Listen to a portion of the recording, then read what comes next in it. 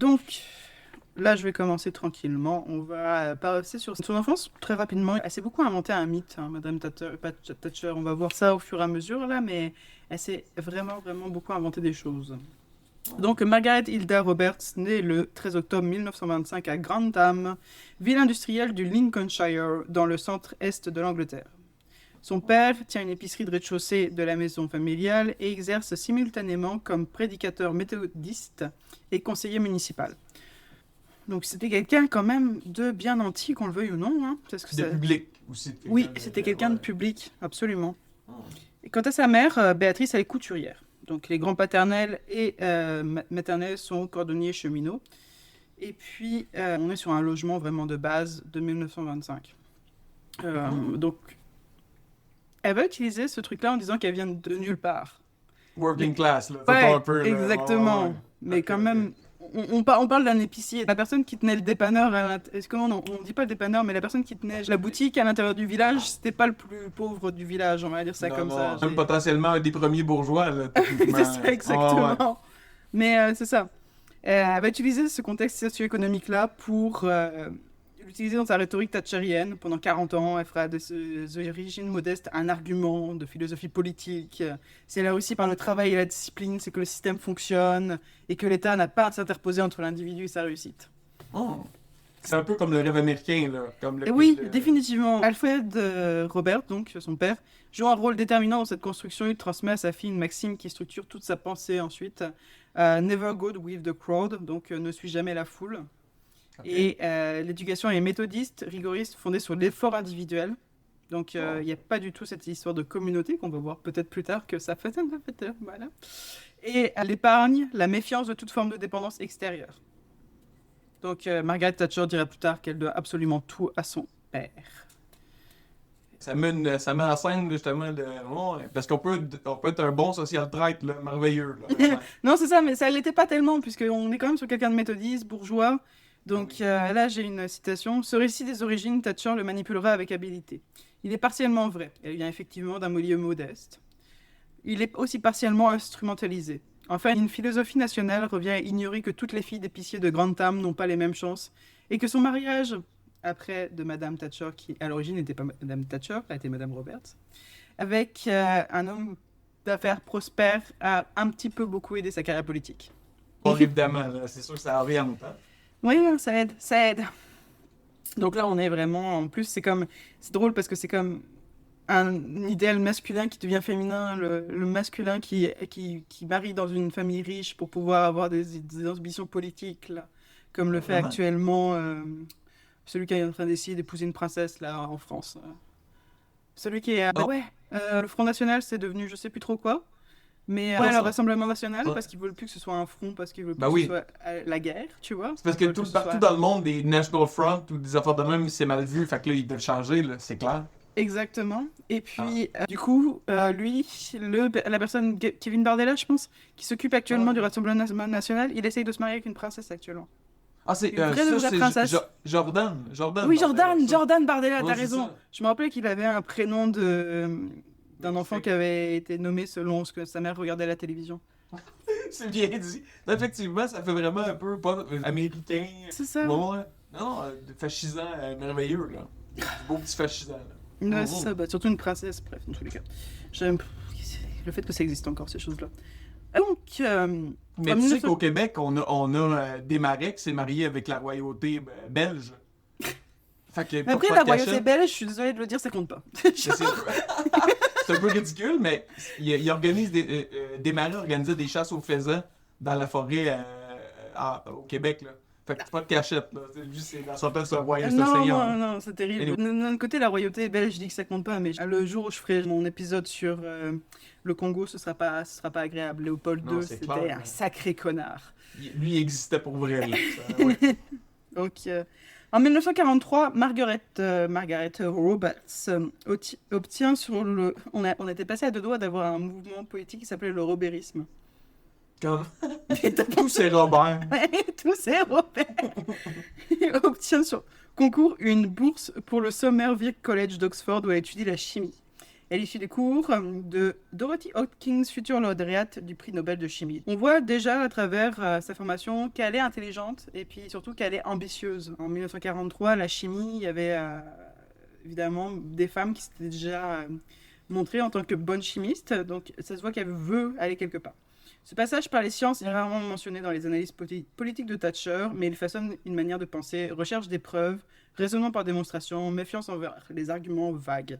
Donc on est vraiment sur quelqu'un qui est monolithique à ce niveau-là. Parallèlement à ses études, elle s'engage dans la vie politique étudiante et prend la présidence de l'Oxford University Conservative Association en 1946. Donc elle s'engage dans le petit parti conservateur de l'université, pour commencer. Et donc c'est ça. Et puis c'est là qu'elle commence à lire des économistes et des philosophes qui structurent la pensée. Friedrich Hayek, dont La route de la servitude par exemple, en 1944. Karl Popper et plus tard Milton Friedman, qui sont des gens qui soutiennent beaucoup le marché libre en particulier, qui pensent que tout va se réguler à travers un marché qui ne l'est pas. Donc on est vraiment sur l'efficacité du marché libre. L'État qui intervient, c'est dangereux parce que ça fausse les résultats. Et puis, la planification centrale, ça mène à la servitude. Donc, si jamais tout est géré, c'est la servitude. Mais On est à 2 pas d'être anti-communiste, là. Dans le discours, mais mettons peut-être. Hayek, je pense que c'est un gars plus nuancé un petit peu, là. oui, c'est ça. Ouais. Mais mettons, ça reste que c'est la base du marché libre du capitalisme, là. C'est ça, parce que elle a vraiment le côté droite économique, finalement. On est vraiment dans le côté... Donc, elle n'est pas à l'aise dans les milieux huppés d'Oxford, mais elle est fière de ses origines. Ce sentiment d'être une étrangère admise par mérite, ni aristocrate, ni vraiment du peuple, marque durablement sa personnalité politique. Et puis, c'est pas totalement faux non plus. Mais peut-être qu'elle s'est embellie un petit peu. Donc ça... Le politicien ne l'a pas fait, là. C'est ça. À l'époque où tu pouvais quand même venir d'un peu nulle part et puis de rentrer en politique. Que c'était pas encore tout à fait un endroit fermé ou avec des fils et puis du népotisme à n'en plus finir. Donc à 25 ans, en 1950, elle se présente pour la première fois aux élections législatives de la circonscription de Dartford, bastion travailliste. Ah non, elle a 24 ans. Elle est la plus jeune candidate féminine du pays. Elle perd. Mais quand même une bonne expérience tôt, là. Ouais, non, c'est ça. C'est tôt, elle a vraiment de l'ambition très très tôt. En 1951, elle se représente dans la même circonscription. Elle perd encore, mais par une marge réduite. Ces 2 défaites lui valent néanmoins une réputation d'oratrice sérieuse. Donc elle se lance, elle prouve qu'elle n'a pas peur de la défaite. Et donc c'est lors de ces campagnes qu'elle rencontre Denis Thatcher, homme d'affaires divorcé dont la fortune lui permettrait de financer ses études de droit, tout en se consacrant à la politique. Ils se marient en 1951. Ils ont des jumeaux en 1953. Et elle est admise au barreau spécialisée en droit fiscal. Donc on est encore dans l'économie. Hein. On voit la direction. Et c'est ça. Et en 1959, elle est finalement élue députée de Finchley, circonscription au nord de Londres, poste qu'elle occupera jusqu'en 1992. Donc c'est ça. Honnêtement, quand j'ai review un petit peu son histoire, ça m'a fait vraiment beaucoup penser à Duplessis au Québec. Dans le sens où c'est vraiment... Il y a des parallèles vraiment intéressants à ça. Elle a fait son chemin, là, quand même. Exactement. Oui, j'ai prévu de faire Duplessis à un moment, mais je me disais avant justement que j'allais creuser dans ces gens-là. Comme j'avais fait Jean-Marie Le Pen, qui lui aussi est né avant la guerre. Mais Duplessis aussi, ça peut être super intéressant. Mais je voulais que quelqu'un m'aide avec l'écriture de Duplessis pour pouvoir mettre vraiment une petite touche québécoise à l'intérieur. Donc j'attends un petit peu de voir. Ce sera un honneur. Ah oui? C'est un honneur, c'est un de mes préférés. Préféré.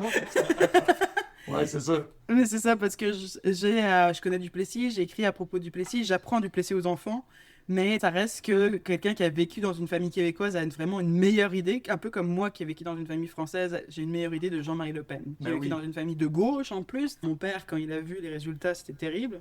Et puis Thatcher, c'était quelqu'un que je connaissais sans connaître. C'est quelqu'un dont on parle. On fait une dame de fer, Madame Thatcher. Et puis j'étais comme, ok, mais c'est qui cette meuf-là? Je dirais même que tu connais plus le monde qui l'haït. L'angle que les gens disent d'elle, que c'est tout le temps du bitchage. Oui, c'est ça. Et puis parce qu'elle a fait vraiment, oui, elle a fait des choses absolument atroces, certainement. Puis elle a libéré les marchés d'une manière absolument dégueulasse, ce qui fait que... Mais ça, on spoil un petit peu. On va retourner...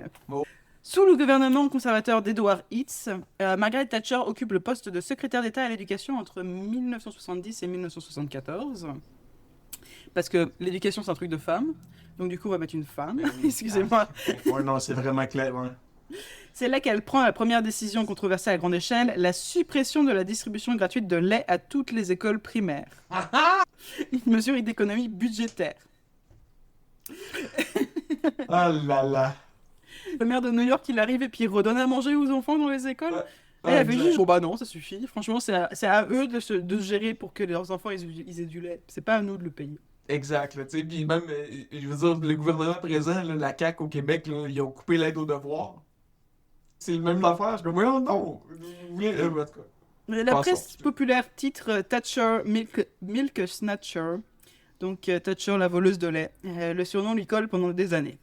Elle dira plus tard qu'elle a retenu de cette période une leçon importante. Les décisions impopulaires ne doivent pas être abandonnées sous la pression médiatique, à condition d'être économiquement justifiées. C'est une posture qu'elle maintiendra tout au long de sa carrière avec des conséquences variables. Variables. J'ai mis variable en Italie, donc on se demande pas pourquoi. Non, c'est ça, enlever le lait aux enfants. Quelle bonne idée. Tu sais, c'est parce que, mettons, on va dire à ce moment-là, tu vois, moi, mettons, à 79-90, ce qu'elle fait, c'est qu'elle elle défait un peu on va dire, le post-guerre britannique. Tu sais, après Oui. la guerre, tu sais, peut-être je vais trop vite, là, mais Non, mais après la vas-y. guerre, il y a eu des volontés de, mettons, s'occuper de notre monde. Ouais. Puis là, elle, c'est une des premières qui a tapé dans les règlements qui avaient été faits à ce moment-là. Là. Elle a laissé ma couper. Oui. Fait que c'est ça.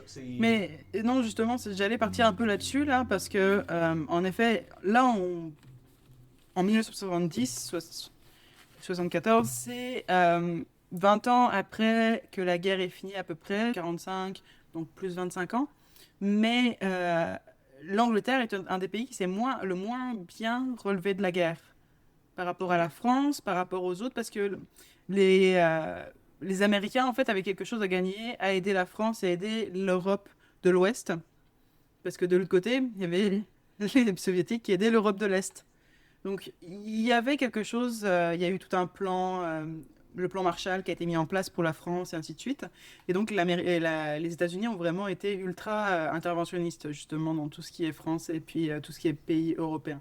Mais l'Angleterre a été un petit peu oubliée pour plein de raisons différentes. Aussi, j'en doute parce qu'ils pensaient qu'elle arriverait à se relever toute seule parce qu'elle était comme. Elle n'avait pas été occupée ou quelque chose dans le genre. Et c'était pas le cas. Pour vrai, à ce moment-là, l'Angleterre, c'était pauvre, pauvre, pauvre. Il y avait vraiment un gros contingent de gens qui vivraient dans une misère sale. Et de fait, l'État n'avait pas d'argent. Et pour elle, c'était juste comme bon, bah, il n'y a pas d'argent, il n'y a pas d'argent. On va aller chercher l'argent là où il faut, puis là où il faut, c'est chez les gens qui savent pas se gérer eux-mêmes, ils ont qu'à se débrouiller tout seuls. Ah, vraiment. Donc, c'est ça. En février 1975, à la surprise générale, Margaret Thatcher devance Edward Heath au premier tour de l'élection pour la direction du Parti conservateur. Heath se retire, elle l'emporte au second tour, devenant la première femme à diriger un grand parti politique britannique. Donc, c'est ça. Là, je vais assez vite sur ces affaires-là parce que c'est vraiment ce qu'elle a fait pendant le temps où elle était première ministre qui m'a intéressé. Mais c'est ça. Sa victoire doit beaucoup à un vétéran de guerre qui s'appelait Harry Neves, qui organise en coulisses des réunions, des soutiens nécessaires. Neves devient son chef de cabinet et l'un de ses conseillers les plus proches d'ailleurs. Et très rapidement, Thatcher, elle a compris quelque chose. La télévision, ça rentre dans tous les foyers, puis c'est super important aujourd'hui. Oh. Donc, elle s'entoure d'un conseiller en communication dont le rôle sera déterminant. Gordon Rees, ancien journaliste et producteur de télévision. Rees entreprend un travail systémique sur l'image publique de Thatcher. Donc sa voix, qui est jugée trop aiguë, trop scolaire, est retravaillée avec une coach vocale. Kat Fleming, qui travaille également pour Laurence Olivier, donc quand même quelqu'un d'assez connu. Thatcher suit ses cours pendant environ 4 ans, car Rees lui apprend ensuite lui-même à abaisser et approfondir le timbre. Il conseille également sur les vêtements, l'accompagne aux interviews, s'assure qu'elle évite les journalistes susceptibles de la mettre en difficulté. Et puis lorsqu'on lui demande pourquoi elle a changé de voix, elle dit « Ah, bah je ne l'ai pas remarqué ». Classique, oui. Là. Aujourd'hui, c'est rendu un standard. Non, évidemment. Je pense à Elizabeth Holmes, par exemple, qui était la femme qui avait vraiment fait semblant d'avoir une voix très très grave pour arnaquer du monde. Je sais pas si tu la connais, en énergumène, elle aussi. Non, je ne Mais connais pas. Le résultat est documenté. La voix que le monde entier a fini par associer à Thatcher, grave, posée, tranchante, n'était pas la sienne à l'origine. C'est une construction. Ce détail révélateur, non pas qu'il est choquant, tous les politiciens travaillent leur image, mais parce qu'il contraste avec la rhétorique de l'authenticité et du mérite que Thatcher ne cessera jamais de promouvoir. De l'hypocrisie, là. Ah, c'est de l'hypocrisie pure et dure. Au début, en plus, elle se pavane beaucoup avec de l'argent sur elle, parce que son mari est riche, donc beau tailleur, beau ceci, beau cela, peut-être petite boucle d'oreille, petit collier. Et en fait, quand elle voit que ça marche vraiment pas, à ce moment-là, elle se met plus en mode femme conservatrice. Tu sais, les tailleurs, ça deviennent beaucoup plus sobres. Elle va porter des chemises qui sont ben simples. Elle va enlever les bijoux. Puis justement, elle va approfondir sa voix. Et donc, elle est vraiment en train de se transformer, en fait. Et l'impression que j'ai, c'est qu'au fur et à mesure, ce qui se passe, c'est qu'elle se rend même pas compte qu'elle est plus elle-même. On va dire ça comme ça. Puis elle devient le produit qu'elle a créé, en fait. Et donc, c'est assez fou. Donc, ça m'étonne pas qu'elle ait sombré dans la démence, d'ailleurs. Mais ça, c'est autre chose. Ben, à un moment donné, quand t'as plus les bases dans la réalité logique, ben, c'est ça. Non, c'est ça. Donc, le 19 janvier de 1976, prononce un discours à Kensington dans lequel elle accuse l'Union soviétique d'aspirer à la dominance mondiale et de sacrifier le bien-être de sa population à ses fins. En réponse, l'Étoile Rouge, journal de l'armée soviétique, lui attribue le surnom de la Dame de Fer de l'Occident, avec l'intention explicite de le ridiculiser. Et puis du coup, c'est là d'où vient le fameux surnom de Thatcher, la Dame de Fer. Ça vient d'un journal de l'armée soviétique. Ça, je ne savais pas. Même. Elle a dérangé, là. Ah ouais, non. Ça a voyagé jusque-là, ça veut dire, là, tu sais... Non, c'est ça. Donc, Thatcher, elle adopte immédiatement le surnom. Et puis, elle est trop contente de l'avoir. Pourquoi, ouais? Donc, elle l'intègre à sa communication, le revendique publiquement, s'en sert comme un marqueur de fermeté, et que les soviétiques avaient conçu comme une attaque, devient l'une des marques personnelles les plus reconnaissables de la politique mondiale des années 80. Donc, félicitations les soviétiques, vous étiez bons pour la politique des autres, finalement. Pour moi, pour celle-là, en tout cas. Mais non, c'est ça. Donc, c'est ça. En 1978... Gordon Rees prend une décision qui va modifier durablement la politique britannique. Il mandate l'agence Saatchi & Saatchi, fondée par les frères Charles et Maurice Saatchi, d'origine juive irakienne, pour concevoir la campagne électorale du Parti conservateur. Donc, les conservateurs ont une campagne publicitaire créée par deux juifs irakiens. Puis, pas mal sûr que personne ne au courant de ça à l'époque. Ouais. Et... C'est juste, j'étais comme... Ah, et comme quoi, hein? 78-79, c'est une crise économique aussi. Oui, absolument. C'est le moment où le Parti travailliste au pouvoir, si jamais je me trompe pas. Ouais, c'est ça. C'est la première fois qu'une agence de publicité commerciale est employée à cette échelle dans la politique britannique. Donc, c'est ça. Le Parti travailliste, qui est donc au pouvoir, il est hostile au procédé. Et, comme j'ai de la merde, surtout tu fais de la publicité pour tes idées, là. Et puis, Jim Callaghan, le Premier ministre sortant, ne comprend pas l'intérêt de la démarche. Il estime que faire appel à des publicitaires pour vendre des idées politiques revient à ternir l'image du parti. Cette incompréhension est en elle-même révélatrice d'un décalage générationnel et stratégique, parce que malheureusement, ça va bien fonctionner. Exact. Très bien fonctionner. Donc, en août 1978, Saatchi & Saatchi lancent l'affiche « Labor isn't working ». Donc, on voit... une longue file de personnes attendant devant un bureau de chômage et le slogan « Le travail ne marche pas ». La Grande-Bretagne serait mieux avec les conservateurs. Et c'est placardé à travers 12 000 affiches dans le pays. Donc, pour la première fois, la première fois à ce moment-là, on parle de des gens qui tiennent un discours ouvrier à des ouvriers, mais qui est pas du tout, ce que je veux dire, écoute, arguably pas du tout pour les ouvriers, là. Mettons, par la suite, là. Sous l'idée de maintenir l'économie, dans le fond. Alors que la première chose que tu dois faire pour maintenir l'économie, l'histoire l'a dit, c'est d'intervenir avec l'État. T'sais. Non, c'est ça exactement. Mais ça, c'est quelque chose aussi que je trouve... Dans les années 80, il y a beaucoup de partis comme ça qui se mettent en réaction à l'autre parti, plus qu'en étant un parti à part entière. Exact. C'est quelque chose qu'on voit encore beaucoup aujourd'hui. C'est la faute de l'autre parti ou tout le temps. Oui, vous m'aimez pas, mais je vais toujours être meilleur que l'autre. Exact, mais oui. Genre choisir le moins pire. Méga chiant. Donc, la révélation vient plus tard. Les personnes dans la file ne sont même pas des chômeurs. C'est même pas quelque chose qui a été pris en photo pour vrai. Ils ont juste pris des jeunes conservateurs et puis ils les ont fait poser les uns après les autres. Même pas se donner la peine, là. C'est parfait. Donc, c'est ça.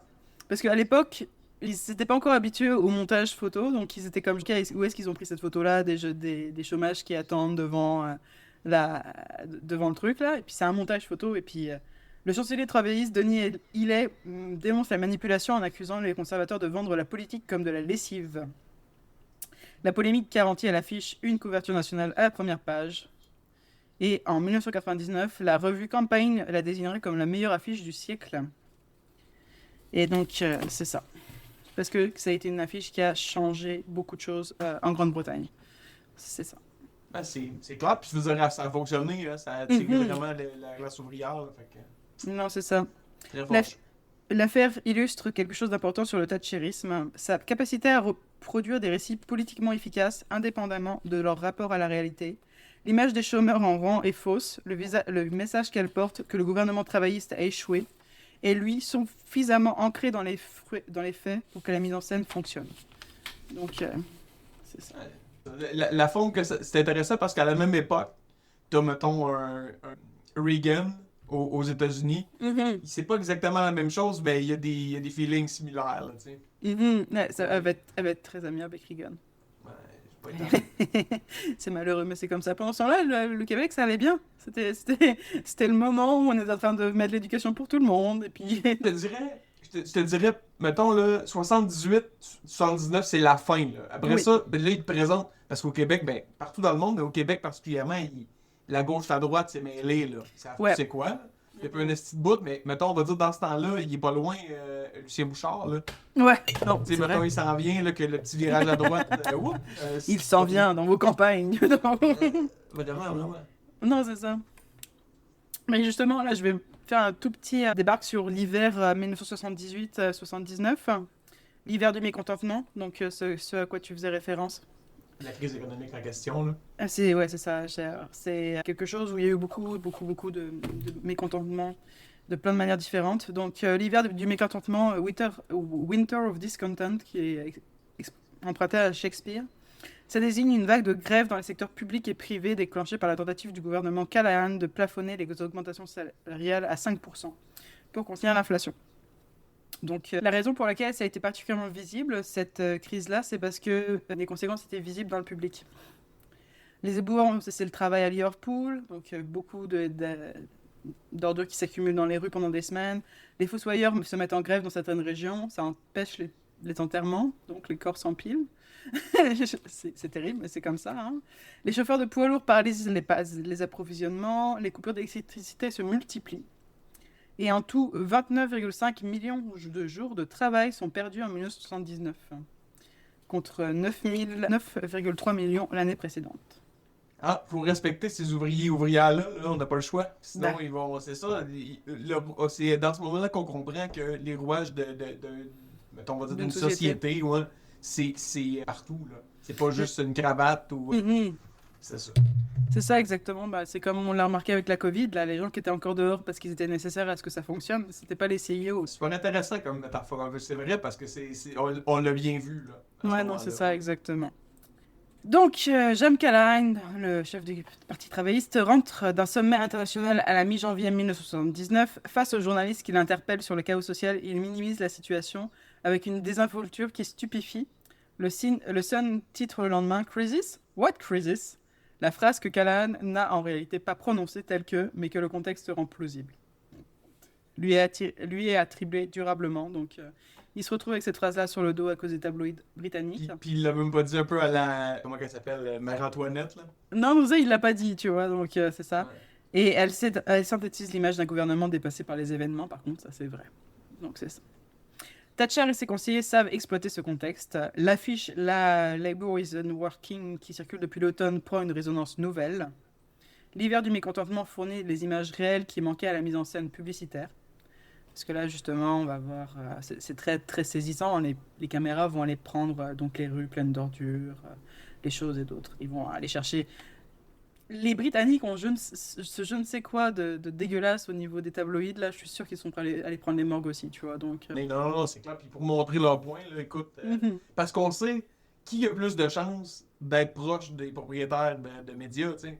Est-ce que c'est mhm. plus Monsieur Thatcher ou est-ce que c'est plus la classe ouvrière? Tu sais, mettons, Oui. clairement, encore une fois, on voit le pattern. Là, tu sais. D'ailleurs, lorsque j'ai lu un petit peu à propos de l'hiver du mécontentement, parce que ça m'a fasciné, j'étais comme what the fuck, j'ai jamais entendu parler de ce moment-là dans l'histoire britannique. Évidemment pas. Et il y a John Shepherd, qui est donc un historien, qui a montré que l'hiver du mécontentement a été largement reconstruit après coup en mythe fondateur, justifiant les politiques anti-syndicales. Les grèves étaient réelles, mais leur ampleur dans la mémoire collective a été amplifiée par une presse majoritairement conservatrice et par l'usage politique ultérieur qu'en a fait Thatcher elle-même. Donc les images ont passé en boucle, on allait chercher les pires endroits et ainsi de suite. Des choses qui se passent encore aujourd'hui, par exemple, je donne un exemple, il y a eu un lockout sur la Ouais. rive sud de Trois-Rivières pendant un bout Mhm. de temps, à l'ABI, la ligne des Cancours incorporée. Et un lockout, c'est le patron qui met la clé dans la porte. Mhm. Mais on en entendait parler communément comme si c'était les gars qui étaient, comme si c'était les ouvriers qui étaient en grève. Ouais. Ah, eux autres chialent tout le temps, nan, nan, nan, alors que les gars défendaient la paye des nouveaux qui étaient pour rentrer. Ils voulaient créer des clauses grand-père, tout ça. Mhm. Fait que mais c'était présenté comme si c'était eux autres les méchants. Mais c'est super facile de faire ça en plus. Et puis on se laisse toujours avoir parce que le cerveau, qu'on le veuille ou non, il veut faire des stéréotypes et il veut simplifier les choses. Parce qu'il a du mal à tout prendre en considération en même temps. Et c'est pratique pour certaines choses, mais pour d'autres, beaucoup moins. Donc à ce moment-là, dès qu'il y a quelqu'un qui sait comment twister ça, et puis Dieu seul sait que la psychologie aujourd'hui, ça nous a permis de savoir comment manipuler les gens, tout de suite, ça va être un discours qui va être difficile à renverser parce que toi aussi, tu dois savoir comment renverser le discours sans passer pour quelqu'un qui est de mauvaise foi. Bref, c'est compliqué. La morale. Comment on utilise la morale tout le temps pour dire des choses, mais qu'à d'autres moments, tu sais, je vais citer mon boy Kropotkin, là, tu sais, dans le sens que il y a d'autres affaires. Tu sais, qu'est-ce qui est le plus moral? Voler un t-shirt qui a été produit à 2 sous en Chine par Walmart, tu le voles à Walmart, fait que tu participes pas à payer tout ce régime-là, Mhm. ou tu l'achètes puis tout le monde est content parce que tu l'as pas volé, tu sais. Qu'est-ce Ouais. qui est le plus moral entre les deux, je sais pas, tu sais. C'est ça, tu sais. C'est toujours la même chose parce que faut prendre parce que Walmart en tant que tel tu t'en fous mais les gens qui travaillent à Walmart tu t'en fous moins donc du coup c'est toujours la Ça, même non, chose. ouais. T'as de nuance, t'as raison, mais c'est facile justement de présenter les choses tu sais, d'une façon quand c'est la norme, quand c'est la morale qui est recherchée, tu sais. Mettons, quand t'as un point positif ou whatever. Donc Harry Neves, donc on se rappelle c'était le conseiller de Thatcher. C'était pas celui qui avait mis en place comment dire. C'est le militaire, là. Ouais, c'était le militaire, c'était celui qui avait vraiment géré les ficelles pour que Thatcher se retrouve au pouvoir. Le 30 mars 1979, 2 jours après le vote de défiance qui renverse le gouvernement Callaghan, Harry Neves quitte son bureau au Parlement et descend vers les parkings souterrains du palais de Westminster. Une bombe placée sur son véhicule par les membres de l'INLA, donc l'armée irlandaise de libération nationale, organisation distincte de l'IRA, c'était pas la même organisation, mais Ok. explose lorsque la voiture remonte la rampe de sortie. Le mécanisme de déclenchement est un interrupteur à mercure activé par l'inclinaison du véhicule. Nive est extrait de l'épave par les secours, conduit à l'hôpital de Westminster. Il meurt quelques minutes après son arrivée sans avoir repris conscience. Donc, c'est fou parce que j'ai fait Jean-Marie Le Pen et puis il y a un mec aussi qui est mort dans l'entour de Jean-Marie Le Pen aussi à la voiture piégée. Ce qui est fâcheux, c'est que ça va malheureusement donner de la crédibilité à leurs idées parce que les Ça gens fait des vont martyrs l'utiliser. immédiatement. Ben oui. Bah, au moins, Le Pen, c'était pas un martyr parce que c'était un ancien SS, donc tout le monde était comme je bof. Un bon débarras, même un peu, là. Mais lui, c'était un ancien combattant, et puis c'est ça. C'est sûr que Nive, c'était le secrétaire d'État fantôme pour l'Irlande du Nord, et l'homme le plus proche politiquement de Thatcher au sein du parti. Son importance était double. Stratège à l'accession à la direction du parti en 1975, comme on en a parlé. Il est également l'architecte de sa politique irlandaise, favorable à une ligne dure contre les paramilitaires républicains. Donc Ouais. l'assassinat survient 5 semaines avant les élections générales, alors que la victoire conservatrice est déjà probable. Thatcher apprend la nouvelle en pleine préparation d'une émission électorale. Selon ses biographes, c'est là des rares moments où elle exprime une émotion publique non contrôlée. Donc, Donc elle a pleuré publiquement, là. Dessus. Ouais. Ok. Donc, les historiens spécialisés dans la question irlandaise, notamment Stephen Kelly, ont établi un lien direct entre la mort de Neves et la posture ultérieure de Thatcher vis-à-vis de l'Irlande du Nord. Son refus de toute négociation avec les paramilitaires, sa gestion de la grève de la faim de 1981, sa réaction à l'attentat de Brighton en 1984 et la mort de Neves n'expliquent pas tout, mais elle constitue un élément de contexte indispensable. Et puis, c'est encore une fois classique, là. Genre, un peu comme ça fait penser à Fils Bush qui ramasse les dommages de Papa Bush, là. Tu sais, mettons un peu du népotisme là-dedans, là. Bah c'est ça, c'est sûr que pour le coup, elle en veut après à l'Irlande du Nord d'avoir tué Neves en fait. Puis je pense qu'elle va vraiment faire une sorte de gros conglomérat de oh bah eux c'est juste tous des connards, je vais pas en entendre parler. Puis ils resteront avec nous peu importe ce qui se passe parce que ils m'ont fait chier. Mais tu sais, pis c'est antidémocratique. Il y a plein d'affaires, plusieurs layers vraiment inadéquats là-dedans. Est-ce que, mettons, le passé, elle a été élue quand même comme une protestante assez chevronnée. Ouais. Donc, mettons, est-ce que ça a un lien avec ça, vouloir garder le contrôle sur, ouais, c'est ça, catholique. Ouais, je sais pas. Hein. Je sais pas du tout. Bref. Le 4 mai 1979, donc peu de temps après, le Parti conservateur remporte les élections générales avec 43,9% des voix et une majorité de 43 sièges. Margaret Thatcher entre au 10 Downing Street. Sur le perron, elle cite une prière attribuée à Saint François d'Assise. Là où il y a la discorde, que j'apporte l'harmonie. Bref. La formule est perçue par ses opposants comme une provocation ironique. Et pour ses partisans, un programme. En lisant ce bout-là, mettons, ça m'a vraiment fait penser, c'est plate, là, mais ça m'a vraiment fait penser à Pétain. Là. C'était vraiment pas très loin de travail en libre. Là. Mettons, là, famille, patrie, travail, hein? Je sais plus vraiment. c'était quoi. C'était famille, et puis... Attends, c'était quoi? Je vais juste vérifier ça. Je pense que c'est famille, travail, patrie, je pense. Ouais, famille, travail, patrie, hein, c'est ça. Ouais, famille, travail, patrie. Ouais. C'est ça. Ah, yeah, c'est... Plus ça change pas. Vraiment. Donc, évidemment, la victoire de Thatcher, c'est pas uniquement l'échec de Callaghan, donc des travaillistes, c'est pas uniquement l'efficacité d'une campagne politique, c'est aussi une transformation plus globale de la société britannique aussi, hein, qui est en train de faire plein de choses. Il y a le mouvement punk, il y a tout un tas de choses vraiment intéressantes qui se passent en Grande-Bretagne socialement à ce moment-là. Donc, depuis les années 60, les identités de classe traditionnelles s'érodent. Une partie de l'électorat ouvrier accède à la propriété, achète une voiture, part en vacances à l'étranger. Et puis, la solidarité syndicale qui avait structuré le vote travailliste depuis des décennies perd de son évidence. Ça sent bourgeoise. Ouais, puis on parle, le terme qu'on utilise, une rupture de consensus. Donc, ça veut dire que les gens avaient... C'est drôle parce qu'on voit bien avec le Canada aussi la différence avec les États-Unis. Quand le parlementarisme britannique a des façons de comme annuler des mouvements sociaux qui sont magnifiques. Là, c'est vraiment, tu vois que c'est colonialement construit d'une façon impeccable, avec beaucoup de recherche. C'est malheureux, ça m'attriste d'entendre ça, mais oui, pas une seule seconde. Mais c'est ça, exactement. Fait que là, mettons, elle s'installe là-dessus et elle divise. Oui, c'est ça exactement. Thatcher adresse ses messages non pas à la classe ouvrière en tant que collectif, mais à chaque individu qui aspire à s'élever. Gordon Rees orchestre des séances photos dans lesquelles Thatcher apparaît dans la cuisine, tablier autour de la table, comme je t'ai dit tout à l'heure, bonne petite femme ménagère, même si elle est première ministre. Mais ça encore c'est drôle, tu vois, parce que Erika Kurt, qui est donc la veuve de ah oui, Charlie, de Charlie. qui dit elle aussi, la place d'une femme c'est dans la cuisine, en étant sur un podium, entouré de monde, en train de gérer une organisation énorme. C'est comme... T'es comme... Il y a comme un truc qui m'échappe. Donc, Thatcher, pareil. La recette est bonne pour moi, mais pas nécessairement pour vous, mesdames. Non, c'est ça, exactement. Moi, c'est parce que mon mari est mort, du coup, je fais un effort. Et puis Thatcher, c'est parce que... elle sait ce qu'elle fait, j'imagine.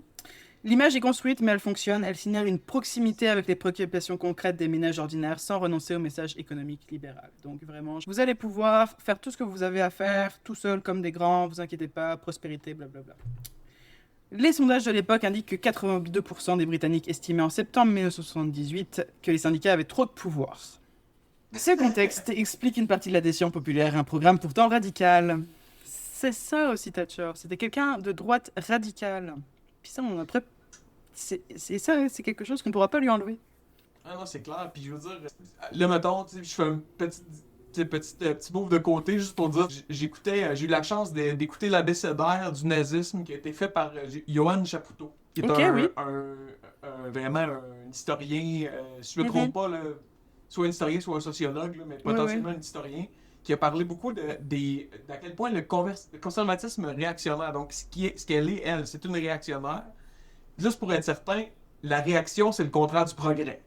Pour bien des gens, Ouais, ouais, mettons, là, ouais. des fois, ils entendent le terme, whatever, mais moi, ça a pris du temps aussi avant que je sache exactement. Tu sais, je savais c'était quoi, c'était comme un monon chialeux qui n'était pas d'accord, c'est un react. Mais Mhm. là, en fouillant, c'est vraiment le contraire du progrès. Donc, elle, ce qu'elle veut pas, c'est que le monde s'émancipe, change, tout ça, que ça reste dans. Puis ça, dans le fond, dans les années 20, dans les années 30, Chapoutot identifie que ce mouvement-là, la réaction, c'est eux qui ont préféré s'associer avec des fascistes qu'avec des socialistes. Donc, par le passé, on avait des preuves historiques de ce mouvement-là. Qu'est-ce que ça fait? Puis c'est fascisant. C'est ça. Et donc, c'est ça. Là, je tombe pile poil dans le radicalisme économique et le conservatisme social. Donc, on est sur du conservatisme social, mais du radicalisme économique. L'économie va changer, parce que l'économie, c'est quelque chose d'individuel maintenant. Si jamais tu vas pas bien, c'est la faute des autres. C'est toi, en tant qu'individu, qui est responsable de ta propre réussite, hein, et ainsi de suite. Donc ça va faire beaucoup de mal. Le programme que Thatcher met en œuvre à partir de 1979 est généralement décrit sous un terme de thatcherisme, donc, qui constitue, avec le reaganisme américain, l'une des deux déclinaisons majeures de la révolution conservatrice des années 80. Vraiment, puis c'est intéressant que les deux soient en parallèle, puis il y a plein de choses là-dedans là, vraiment intéressantes. C'est ça. Mais Reagan, c'est encore plus compliqué que Thatcher, là, du coup, je me suis pas encore... Les présidents américains, de manière générale, quand je devrais les faire, ça va être chiant. C'est juste. Nixon, Reagan, tout le monde, là, je vais être... Mais tu sais, dans le fond, je pense que c'est une question. Pourquoi ils sont différents, puis pourquoi ils agissent sur des choses différentes, Reagan puis Thatcher, c'est que aux États-Unis, on est déjà dans la conception que la personne qui fait changer ton système, ou la personne qui améliore les choses, c'est quelqu'un de propriétaire, c'est un riche. C'est déjà la mentalité. Fait que c'est pour ça qu'on va dire, par exemple, que Reagan, c'est un gars qui a été fiscal. Ça a beaucoup Ouais. été au niveau de la réforme de on n'impose pas les grands propriétaires, tout ça. Ouais. Tandis que Thatcher, elle, était dans une affaire de démolition. Elle, Oui. elle a vendu des entreprises publiques pour les faire devenir privées. Fait que, tu sais, elle était juste comme quelques étapes avant. Ben, je dis avant, mais ouais, un petit peu avant, on va dire Reagan, dans le sens où Reagan n'a pas eu à détruire la solidarité des citoyens, tu sais. Mettons. Non, parce que les États-Unis, ça n'a jamais été trop dans la privatisation. Enfin, non, justement, le contraire. Dans la mise C'est en le place syndicalisme. Là. du syndicalisme, et puis c'est ça. Je vous Mais suggère là-dessus Howard Zinn aux États-Unis, qui est un gars qui a écrit, dans le fond, l'histoire ouvrière américaine. Fait que on voit comment ça a été miné parfaitement à plusieurs égards. Là, c'est vraiment très intéressant. ça, j'avais écouté l'histoire de General Motors, comme ça, qui a été à l'origine une entreprise familiale et sympathique dans laquelle les gens aimaient travailler. À l'origine. Avant que ça devienne se casser. Là, ouais. Donc, il repose sur un ensemble cohérent de principes, priorité à la lutte de l'inflation par le contrôle de la masse monétaire, réduction des dépenses publiques, abaissement de la fiscalité, particulièrement sur les tranches supérieures de revenus, déréglementation des marchés et affaiblissement des syndicats. Donc, c'est ça. On vient juste d'en parler un petit peu. Thatcher, elle cherche pas à réformer des structures héritées de l'après-guerre, elle cherche à les démanteler. Donc, on est sur du gros fonçage des familles. La privatisation des entreprises publiques, on en a parlé, la fin du consensus keynésien, la suppression progressiste des mécanismes de protection sociale, et ce sont des ruptures. C'est pas des ajustements, c'est vraiment des genres, on fout la hache là-dedans, et puis on verra après. Exact. Tu sais, on va dire, nous, t'as eu au Canada un Mulroney qui a été un petit peu plus tard. Que lui a fait le même truc. Puis ça a été un peu le début avec ce que Charest a fait, qui a appelé Tu sais comment c'est hypocrite, puis c'est magnifique. Il appelait ça la réingénierie de l'État. Tabarnak. Fait que là, mettons, on va faire la réingénierie de l'État, c'est-à-dire vendre des gros bouts puis financer des affaires. Fait que c'est comme, OK. C'est ça. Mais Thatcher est simultanément profondément conservatrice sur le plan social. Elle défend les valeurs familiales traditionnelles, est favorable à la peine de mort, méfiante à l'égard de l'immigration, hostile à toute forme de fédéralisme européen. Donc c'est ça qui distingue en particulier le Thatcherisme, c'est parce que Reagan avait une vision quand même de l'immigration qui était différente vis-à-vis de besoins en main-d'œuvre. Elle, c'était vraiment pas son délire. Les premières années sont économiquement douloureuses. Le chômage passe de 1,08 million en mai 1979 à 3,3 millions en 86. Les politiques monétaristes aggravent la récession avant de montrer leurs effets. Thatcher tient. Elle dit à ses ministres hésitants If you turn if you want to, the lady is not turning. Donc elle continue, même si en l'espace de. Combien d'années maintenant 7 ans 6 ans ça a presque triplé finalement le chômage. Mais là, est-ce que les médias ont été de son bord? Mettons, est-ce que ça a été. Ah là, faut y pardonner parce que là, elle ramasse. Ça, c'est très, très parlementaire britannique. Elle ramasse la marque de l'autre avant. Elle a fait. On m'avait donné quelque chose de vraiment pas bien, mais là, je ressors avec. C'est comme ça qu'elle quitte d'ailleurs. J'ai regardé son discours de fin de mandat, là, et puis c'était comme. Franchement, là, c'est vraiment mieux que la façon dont on me l'a laissé. J'ai eu des espèces de Roland Donald Trump lorsque je l'ai vu. J'étais comme. Ah, vraiment. Mais c'est ça, c'était. Fou. Donc, on va parler d'un truc parce que ça, c'est un truc qui m'énerve. Du coup, j'ai un peu trop écrit là-dessus, mais c'est pas grave, hein, on va se pardonner. Ah oui. C'est moi qui fais le podcast. En 1980, le gouvernement Thatcher adopte le Housing Act qui introduit The Right to Buy, le droit pour les locataires de logements municipaux d'acheter leurs habitations à prix réduit avec des décotes pouvant atteindre 50% selon la durée d'occupation. La mesure est populaire, elle est présentée et vécue par ses bénéficiaires comme une démocratisation de l'accès à la propriété. Plus de 2 millions de logements sociaux seront vendus dans les années suivantes. Le nombre de propriétaires occupants augmente J'écris des mots compliqués parce que je me dis, je suis capable de les dire à l'oral, mais finalement, c'est facile de les écrire, mais de ne pas les dire après. Augmente significativement. Bref, augmente beaucoup. Excellent. Écoute, pour écouter parler de quelqu'un d'aussi dégueulasse, faut bien faire de l'humour de temps en temps, autrement ça ne fonctionne pas. Ouais, je pense que t'es sévère un peu, mais c'est correct. Les effets à long terme sont moins flatteurs. Et oui, quand tu vends tout le logement social, c'est pas si intéressant que ça finalement sur le long terme. Qui le crut? Ouais, c'est parce que souvent, eux autres, c'est carrément juste une affaire de chiffres, là. Eux autres, ils voient pas le caractère humain à l'intérieur de ça. Non, absolument pas, parce que les gens qui peuvent acheter leurs logements sociaux, en général, après, il n'y en a plus des logements sociaux si jamais ils sont vendus. C'est ça, tu vas construire en tout cas. Non, donc en 1980, 94 000 logements sociaux sont construits. En 1983, ce chiffre tombe à 44 000, une division par 2 en 3 ans. Les municipalités, interdites de réinvestir les recettes des ventes dans la construction neuve, ne peuvent pas compenser les pertes de stock. Et le parc social se réduit sans être remplacé. Le nombre de logements construits dans le secteur public passe de 88 000 à 30 000 entre 1980 et 1985. Voilà. Si tu regardes, c'est pour ça aussi que je trouve ça proche du fascisme, ce comportement-là, parce que si tu regardes ta gang, tout est correct. Si tu regardes juste ta gang, tout est correct. Mais après ça, on sait que, mettons, on va dire, le filet social est inversement proportionnel à la sécurité dans ton... plus t'as un filet social, moins t'as de crimes. C'est connu, là. Il y a des études très claires absolument. Je veux dire, en partant, en tout cas, c'est négatif, ça va finir par être négatif, tout ça, c'est sûr. Et donc c'est ça. Les personnes qui n'ont pas les moyens d'acheter leur logement social, parce qu'eux aussi ils existent, même à prix réduit, se retrouvent dans le secteur locatif privé, dont les prix augmentent mécaniquement avec la contraction de l'offre sociale. Au moment où Thatcher quitte le pouvoir en 1990, la crise du logement est à son niveau le plus aigu depuis la Seconde Guerre mondiale. Le nombre de sans-abri est en hausse continue, aggravé par des saisies immobilières qui touchent des ménages ayant emprunté des taux d'intérêt élevés. Je sais pas si vous êtes au Québec en 2026, mais ça se pourrait que ça vous rapporte des relents un tantinet. C'est ça. Donc elle a fait on va leur vendre leurs logements sociaux. Mais les logements sociaux, c'est pas fait pour ça à l'origine. C'est pas fait pour être vendu. C'est fait pour accueillir du monde qui a besoin de logement social. Si je peux me permettre, au sujet du logement social, parce que ça donne que j'ai tapé là-dedans pas trop loin, je vous donne une chose, un phénomène qui existe, qui est assez répandu même au Québec. On va dire, pour construire, ils ont mis un règlement. Il faut que si tu construis un certain minimum de logements sociaux. Donc, en construisant par exemple un gros édifice, il faut que tu dises qu'au premier exemple, il va y avoir des appartements qui vont être un petit peu plus modiques, tout ça. Mais quand tu déclares, je vais construire, exemple, 30 logements, là, mettons, ils vont te dire, parfait, tu as besoin d'un tel nombre de pourcentage, genre 25%. Mettons, je ne connais pas les vrais chiffres, mais mettons, on va dire que c'est ça, OK? Sur 30 logements, mettons, on va dire 40 logements pour me faciliter les mathématiques. 25%, ça va être 10 logements sociaux. Donc, là, ce que ça fait, c'est qu'ils signent un premier contrat, mais finalement, il se rend compte qu'il y a plus de moyens pour construire. Donc, en renégociant, il est juste tenu de construire le 10% du départ.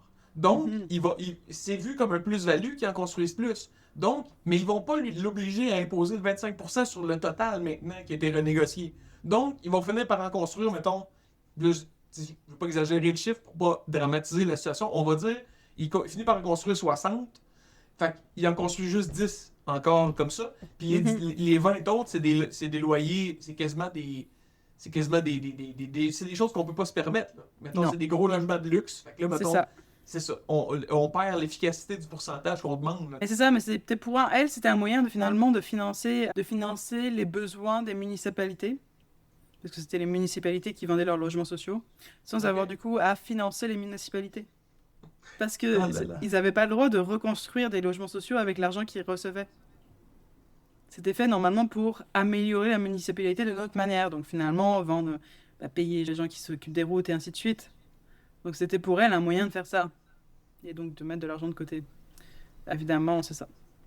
Donc, The Right to Buy est probablement la politique thatchérienne dont les conséquences sont les plus visibles aujourd'hui. Les listes d'attente pour un logement social au Royaume-Uni atteignent des records historiques. Dans certains arrondissements londoniens, les maires ne possèdent plus un seul de ces logements-là. Et puis, c'est pas une conséquence imprévue, c'est le résultat mécanique d'une politique qui a vendu le patrimoine collectif sans financer sa reconstruction. Parce que le patrimoine collectif, elles sont 4 contrefoutés. Ça n'a rien, ça. Ça sert à rien. Par contre, je veux pas avoir des pauvres dans mes rues. Hein. C'est ça, mais non, au même moment, c'est important. C'est ça. On va les déplacer dans des quartiers. Puis là, c'est ça qui arrive. Mais avec des tentes, parce qu'on va pas leur construire quoi que ce soit. Ah, puis même, je te dirais, malheureusement, même s'ils essaient de s'organiser en tente, s'ils sont pas à bonne place. En tout cas, oui. Et puis il n'y a pas de bonne place non plus, donc déberdez-vous. Putain, excuse-moi. Ça m'énerve vraiment beaucoup. J'haïs ça. Parce que les logements sociaux, de manière générale, j'ai vu des gens être dans des logements sociaux parce que, de fait, ma famille, et ainsi de suite. Ça aide vraiment beaucoup. Pour vrai, quelqu'un qui tombe, qui prend un logement social pendant 3 ans, qui repart à zéro, c'est vraiment pratique. Et ça permet justement d'éviter que cette personne-là soit à la rue ou alors soit en train d'appuyer sur un autre système qui est déjà surchargé. Donc, c'est super chiant. Je dirais que c'est aussi une porte d'entrée super intéressante pour l'intervention. Oui. D'avoir, mettons, un milieu où que tu peux faire changer des choses, proposer des trucs, tu sais. C'est comme un premier pas vers du travail au niveau collectif, là, tu sais, vraiment. C'est ça, exactement. Et puis quand au Québec, par exemple, il faut avoir une adresse pour pouvoir faire plein de choses. C'est... Ouais, puis d'ailleurs, rapidement, les organismes communautaires, direct quand ils ont commencé à exister, c'est une des premières choses qu'ils ont demandé de pouvoir faire. C'est quelqu'un qui est à la rue va pouvoir recevoir son chèque chez certains organismes communautaires qui ont déclaré la chose de façon légale. Fait il y a des organismes communautaires, il y a un line-up le premier du mois où les gens viennent chercher leur chèque. Là. Mais ça, l'air de rien, ça oblige ces gens-là à aller dans un organisme communautaire. Qui sait, eux autres, ils ont juste à offrir un café, ils peuvent s'asseoir, puis ça peut commencer de l'intervention, on ne sait jamais. C'est ça. Fait que, mais ça reste un cache-misère. Absolument. Ça reste un cache-misère. Et puis j'admire beaucoup l'intervention de ces gens-là et puis les endroits comme ça. Et puis je pense que c'est nécessaire. Mais je pense qu'il y a aussi... Après moi, j'aimerais ça qu'il y ait plus de logements sociaux, de manière générale. Absolument. J'aimerais ça parce que c'est de la fucking dignité. Et puis vendre de la dignité, ça me fait chier au plus... Bref. Ah non, on est d'accord. On va passer à un sujet beaucoup moins énervant. L'Irlande du Nord. Beaucoup moins conflictuel. Mais... Oui, non, c'est pas le mot que j'aurais utilisé, mais certes. Le 1er mars 1981, Bobby Sands, prisonnier républicain irlandais tenu à Long Kesh en Irlande du Nord, entame une grève de la faim. Est-ce que tu as entendu parler de cette histoire-là? Pas beaucoup, mais je connais la IRA quand même assez bien. J'ai écouté le film Michael Collins, jeune Jimmy qui était un indépendantiste chevronné, a beaucoup de respect pour le processus irlandais d'indépendance, je dirais, mais l'angle avec Maggie, peut-être un peu moins. Mais c'est ça. Je suis très intéressé. Donc, Bobby Sands entame une grève de la faim le 1er mars 1981. Et sa revendication, c'est d'obtenir le statut de prisonnier politique. Donc, principalement le droit de ne pas porter l'uniforme carcéral réservé aux détenus de droit commun. Cette revendication s'inscrit dans les 5 ans de protestation dans les prisons irlandaises, incluant des refus de se laver et une dirty protest dans lesquelles les prisonniers vivaient dans leurs propres excréments. Donc on est sur de la belle manifestation celte, finalement, quand on y pense. Le gouvernement Thatcher refuse toute concession. Sa position est claire, les membres de l'IRA et des organisations associées sont des criminels de droit commun, pas des prisonniers de guerre ni des prisonniers politiques. Accorder ce statut serait, selon Thatcher, légitimer cette violence paramilitaire. Et encore une fois, c'est une chose très très britannique que le parlementarisme britannique bloque d'une façon exceptionnelle. Tant qu'on le garde, il est parfait pour dominer tout partout. Quel système de merde. Laissez-moi juste le dire comme ça. Le 9 avril 1981, alors qu'il est en grève de la faim depuis 40 jours, Bobby Sands est élu député à Westminster pour sa circonscription de Fermanagh et South Tyrone, qui sont donc en Irlande du Nord. À la suite du décès du député en exercice, il obtient 30 500 voix, 10 000 de plus que Thatcher dans sa propre circonscription. Parce que c'est rigolo. Ben oui. Le gouvernement fait passer en urgence une loi interdisant aux prisonniers de se présenter aux élections. Ils n'avaient pas pensé à ça avant. Aïe, il y a bien des policiers américains qui pourraient plus concourir. Le 5 mai 1981, Bobby Sands meurt après 66 jours de grève de la faim. Il avait 27 ans. Rest in peace. Rest in power. Yep, 9 autres prisonniers mourront à leur tour entre mai et août. La réaction de Thatcher est immédiate et sans équivoque. Elle déclare publiquement « Bobby Sands était un criminel reconnu, coupable. Il a choisi de se suicider, un choix que son organisation ne permet pas à ses victimes. » 100 000 personnes assistent à ses funérailles. Donc, oui, c'est une connasse. Ouais, tout ça au nom du maintien de l'idée du Royaume-Uni, là, tu sais.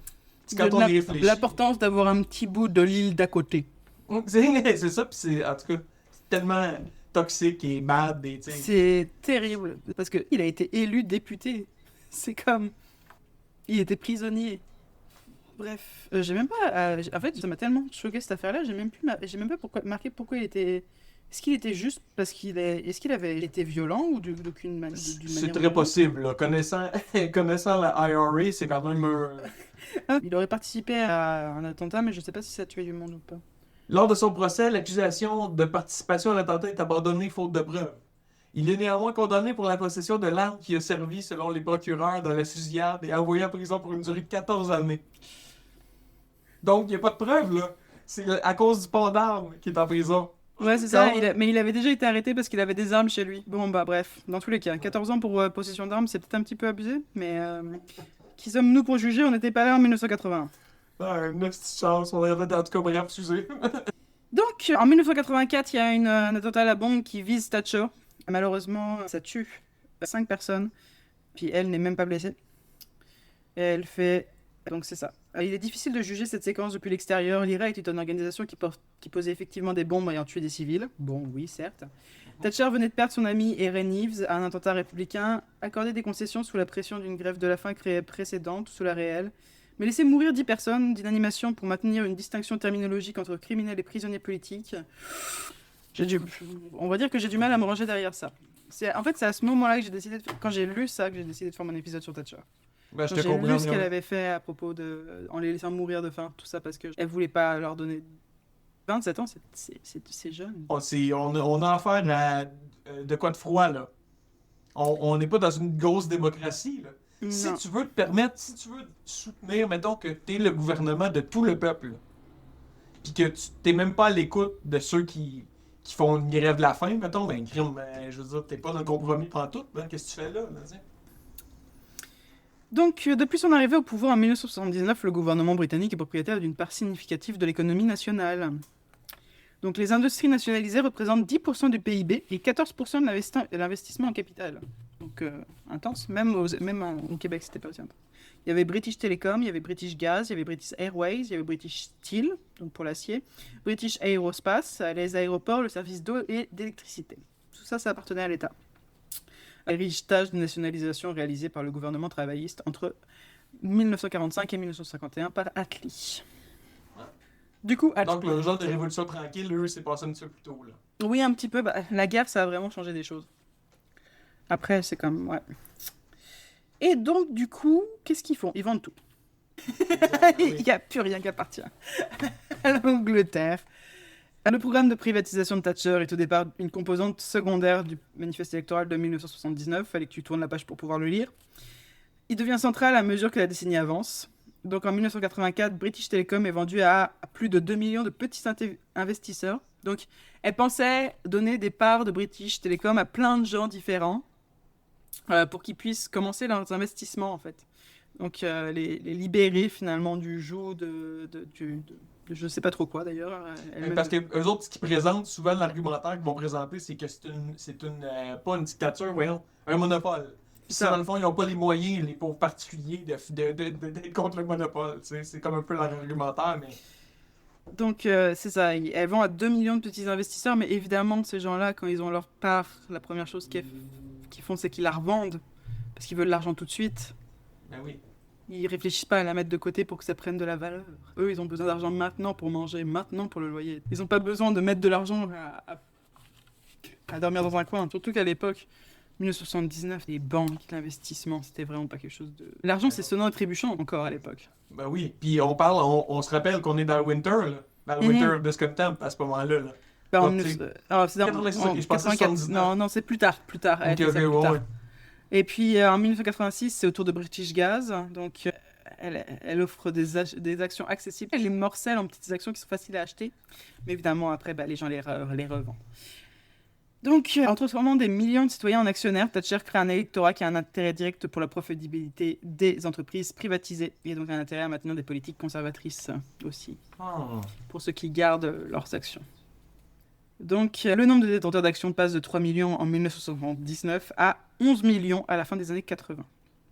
À la fin de son mandat, en 1990, plus de 40 entreprises publiques employant 600 000 travailleurs ont été cédées. Donc, c'est ça. Je te dirais que nous, mettons, au Québec, ce qui va être arrivé, Canada, ça va être Petro-Canada par Bob Mulroney qui a été vendu. Mm-hmm. Puis là, je fais la recherche juste pour savoir Petro-Canada revenu en 2026. Parce que Hydro-Québec est quand même une des entreprises d'État qui ramène des revenus là, à l'État. Donc, si je me trompe pas, le chiffre d'affaires total, non. Les bénéfices nets, on parle de 2,1 milliards canadiens au Canada, Petro-Can. Ouais. Donc, mettons... Je pense que ça aiderait certains budgets, là, d'après moi, là, un minimum. Là. Puis pendant quelques années, là, tout ça. Là. Fait que c'était peut-être un mauvais move, là. Donc le débat sur les privatisations reste ouvert. J'ai essayé d'être ouverte. J'étais comme, mais peut-être que finalement c'est une bonne chose les privatisations. Ne sais-je jamais. Peut-être suis-je folle. Peut-être les gens de droite ont-ils raison. Les télécommunications, apparemment... Oui, ça a aidé à faire de la privatisation, parce qu'il y a eu de la concurrence et des choses comme ça, et puis ça a marché comme il fallait. Par contre, tout ce qui est eau, transport ferroviaire, énergie, gaz, ça par contre, ça a complètement foiré. Ça a produit des résultats moins convaincants. Prix qui ont augmenté plus vite que l'inflation, et puis des profits généreux pour les actionnaires. Mais c'est chiant parce qu'on en a besoin pour vivre de tout ça, donc cool. Donc c'est ça. L'argument thatcherien que la gestion privée est structurellement plus efficace que la gestion publique, c'est une hypothèse idéologique, mais malheureusement ça ne se prouve pas. C'est comme le ruissellement des richesses, ça n'a jamais été quelque chose, ça faut arrêter d'en parler. Trickle-down fantasy. C'est ça, trickle-down fantasy, la seule chose qui trickle-down, c'est les larmes. Yay! On retourne en 1984, il y a eu la grève des mineurs britanniques. Oh oui, les mineurs. C'est son bout de fave, là, Maggie, là, les mineurs. Elle aime vraiment ça. Non, c'est à savoir c'est qui entre Trump et... Oh, excusez, c'est une mauvaise blague. Qui aime mieux les mineurs, entre Thatcher ou Trump? Excusez. Non, mais c'était bien. Je valide, malheureusement. C'est très malheureux, mais je valide. Donc, pour comprendre ce qui se passe en 1984, c'est que... Il faut remonter en 1972 et 1974 un petit peu. À 2 reprises, les mineurs britanniques organisés dans le National Union of Minework, le NUM, ont infligé des défaites cinglantes au gouvernement conservateur.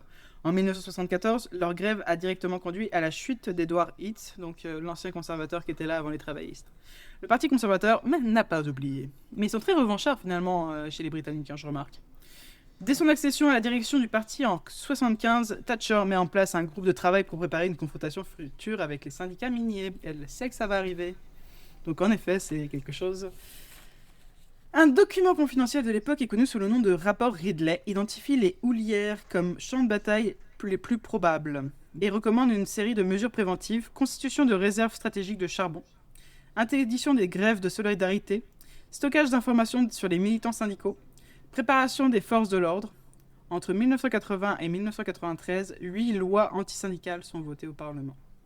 Encore une fois, typique du parlementarisme britannique, je m'explique. C'est divisé en deux parties. Fait que là, t'as tout le temps de la rancœur envers l'autre. Puis tu peux toujours dire, ouais, c'est de la faute à lui, tout ça. Fait que là, mettons, les ouvriers sont d'un côté, elle est de l'autre. Fait qu'elle va taper dessus, tu sais, quand elle a la chance.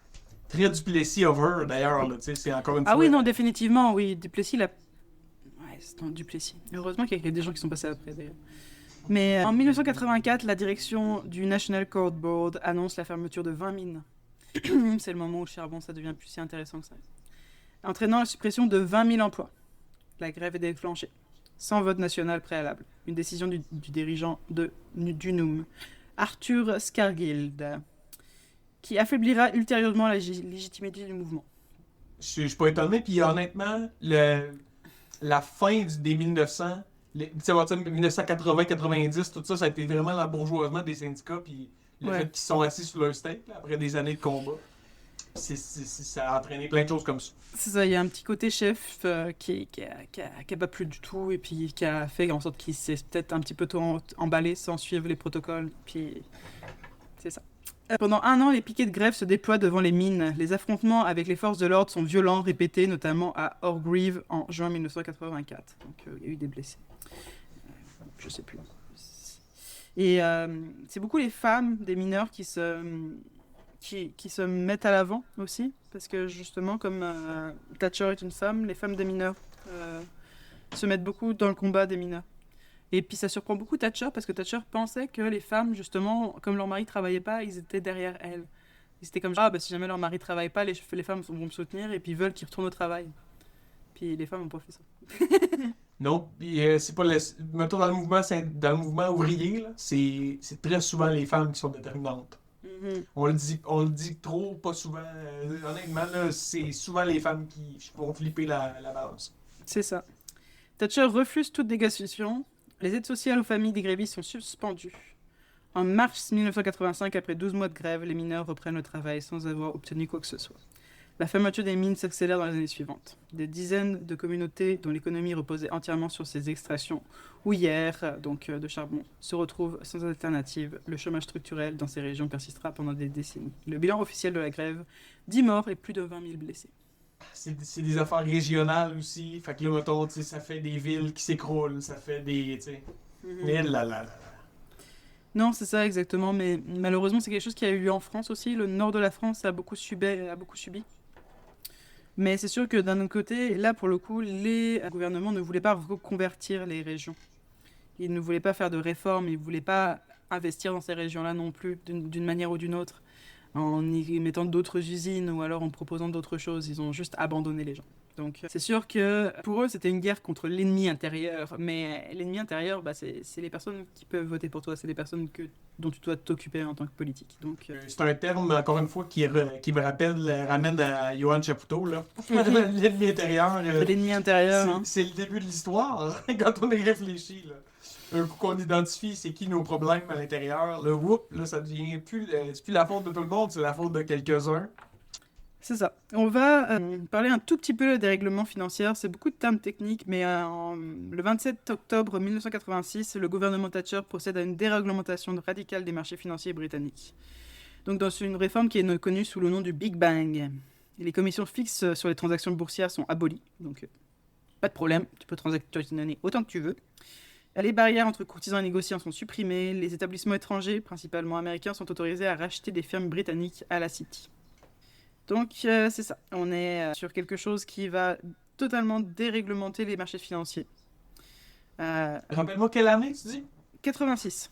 C'est ça, hein? Ah ouais. Octobre 86. Ça, là, on vient sur un même timeline avec les Américains. On a Reagan qui fait la même chose à la même époque. Mm-hmm. Qui fait plein d'autres patterns à l'interne de contrôle. Là, parce que lui aussi, il commence à trouver l'ennemi intérieur. Là. Ça commence à... Mais ça, c'est un des rares trucs qui fonctionne. Parce que la déréglementation, évidemment, ça va attirer tous les capitalistes. Et évidemment, si jamais ton but, c'est de faire de plus de capitalisme, c'est c'est une excellente façon de faire plus de capitalisme. Donc, c'est ça. Un triptyque de mesures, donc 3 mesures. L'abolition du contrôle des changes en 1979, réforme de la Bourse de Londres en 83 et 86, et celui-ci en 86 transforme tout en profondeur, la structure du secteur financier britannique. La City de Londres, auparavant, c'était un club élitiste de gentlemen, ça s'ouvre à la concurrence internationale. Les grandes banques d'investissement américaines s'y installent leurs opérations européennes et les rémunérations explosent et la culture du bonus s'installe. En termes de compétitivité de la place financière londonienne, les résultats sont significatifs. Donc ça augmente de 1500% le volume des actions échangées à la Bourse de Londres. Entre 1986 et évidemment, 2010. Ça fait aucune inflation probablement. Aucune. C'est sûr que ça n'a pas rapport. Ça n'aide absolument personne en Grande-Bretagne. Mais oui, ça augmente. Les chiffres augmentent. Oui. Les chiffres augmentent. Quand tu regardes les chiffres, ça augmente. C'est trop bien. C'est comme Cookie Clicker. Ça augmente. Malade. Est-ce que ça aide qui que ce soit? Après, moi, je me souviens en tant que jeune européenne que la City, que Londres, en effet, c'était le pied à terre de beaucoup d'entreprises internationales et que c'était reconnu pour ça. Donc, si jamais tu voulais faire justement du trading, du commerce, des choses comme ça, tu allais à Londres. Après, lorsqu'ils ont quitté l'Union européenne, c'était un peu plus difficile. Parce que donc, ils se sont plus installés dans d'autres endroits de riches. Au niveau de la stabilité économique, bof.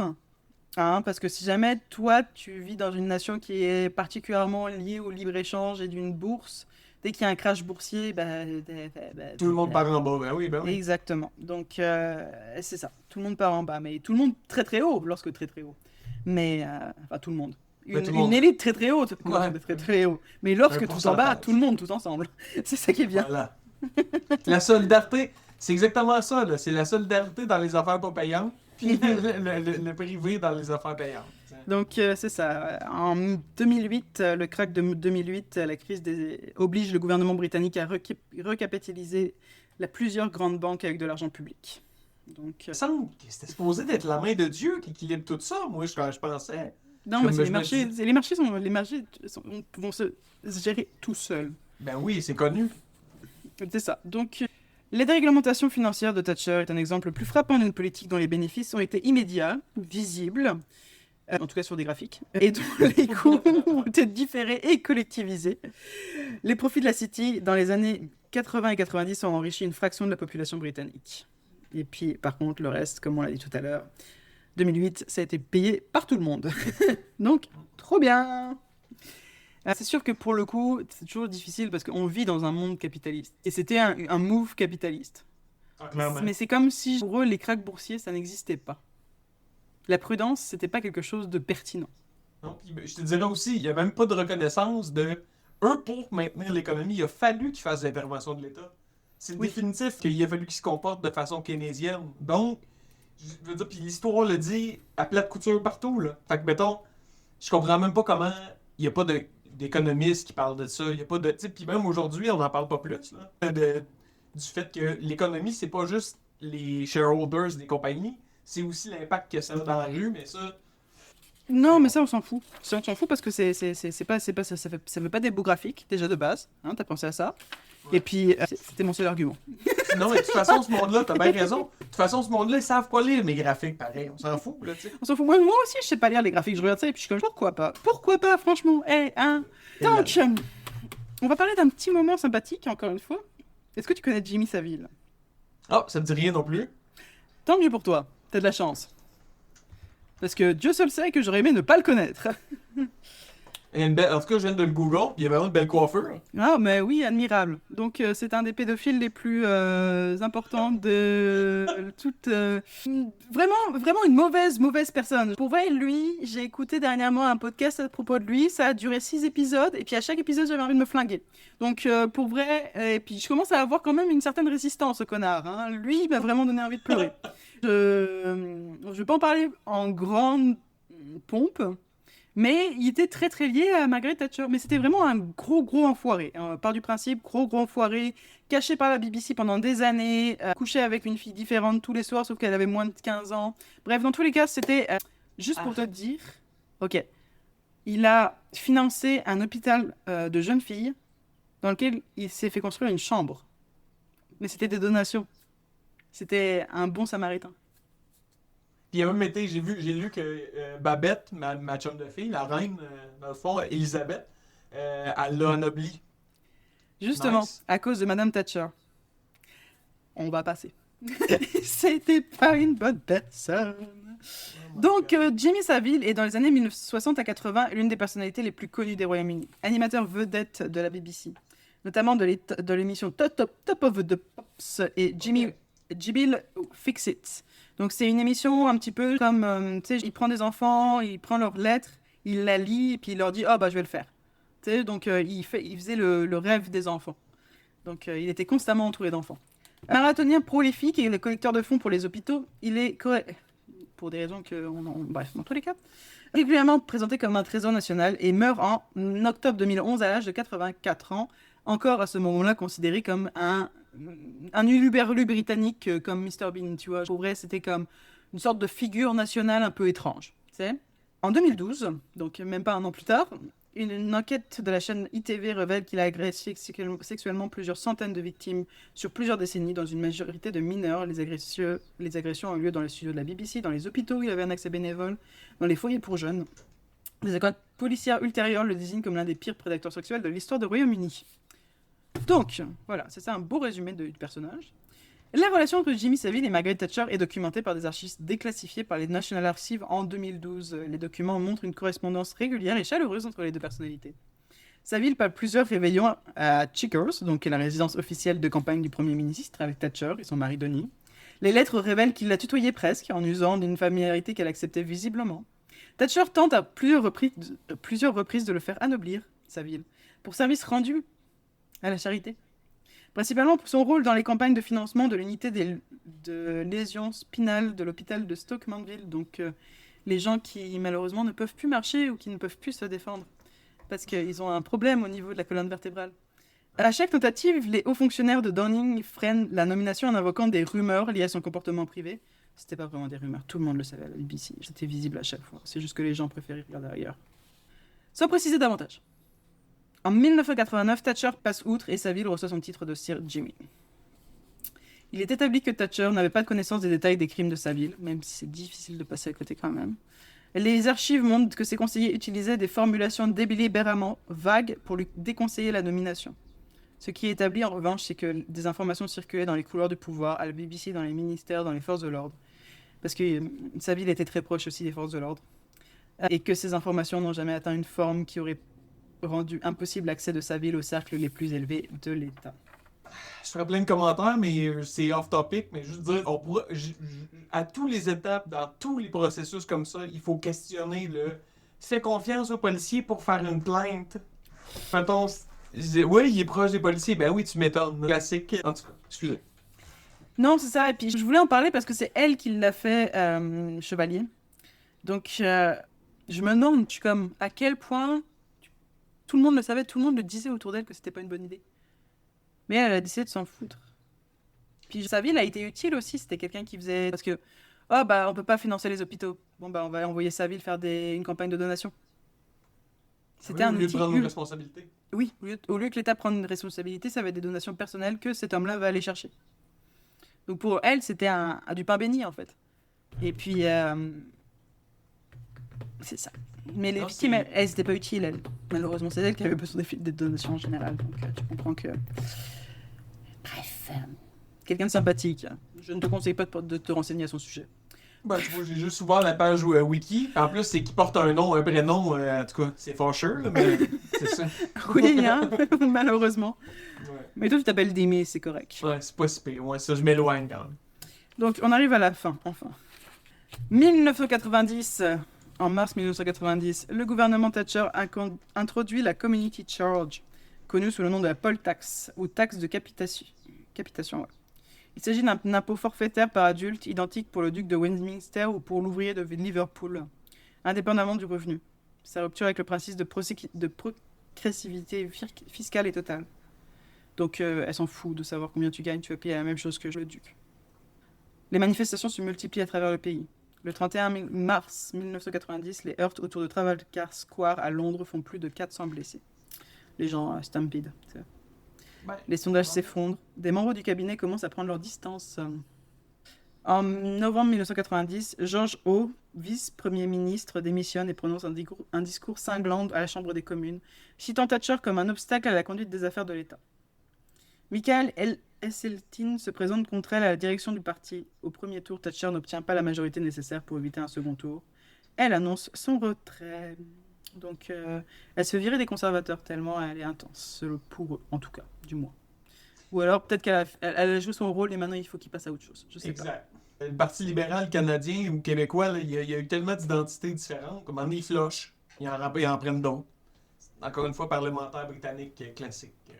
Elle quitte le 10 Downing Street le 28 novembre 1990. Des témoins rapportent qu'elle aurait pleuré dans sa voiture. Une deuxième fois. Les voitures réelles, c'est une grande histoire de tristesse finalement. Je suis désolée. C'est vraiment Je, pas je, réel, tu sais. je l'ai écrit, puis je me suis dit, est-ce que je la fais? Je trouve excellent, c'est très bon. Elle pleure dans son char. On va retenir ça. Elle pleure dans Elle son aura char. gouverné pendant 11 ans et demi et détruit l'entièreté de la fonction publique. C'est ça. Un journaliste qui lui demande à la fin de sa vie quelle a été sa plus grande victoire politique, elle répond Tony Blair, c'est-à-dire son principal adversaire partisan, qui a fini par gouverner dans le cadre qu'elle a construit, sans remettre en question les privatisations, sans rénover le parc de logements sociaux, sans modifier les grandes réformes financières. C'est un constat d'hégémonie idéologique. Et c'est pas de l'humour. Non, c'est ça, c'est vraiment disgracieux, là. C'est comme rire du monde, vraiment, en s'en allant. Dégueulasse. Elle est juste comme, vous savez quoi, ils m'ont viré, mais ils ont rien changé à ce que j'ai fait. Alors que moi, j'ai tout changé à ce qui était fait avant moi. C'est ça. C'était une femme intelligente et radicale. Quelqu'un comme ça, à gauche, c'est quelqu'un qui fait vraiment beaucoup de bien à la population de manière générale, mais elle fait beaucoup de bien au marché financier. Parce mais le fait est qu'elle croyait vraiment beaucoup à la détermination de chacune personne, finalement aussi. Bref. Puis c'est ça, j'essaie de rester dans les communes, les trucs communs, mais ce que je veux dire aussi, c'est que c'est pas été... Je connais pas beaucoup de femmes qui sont très fières de cette femme politique-là.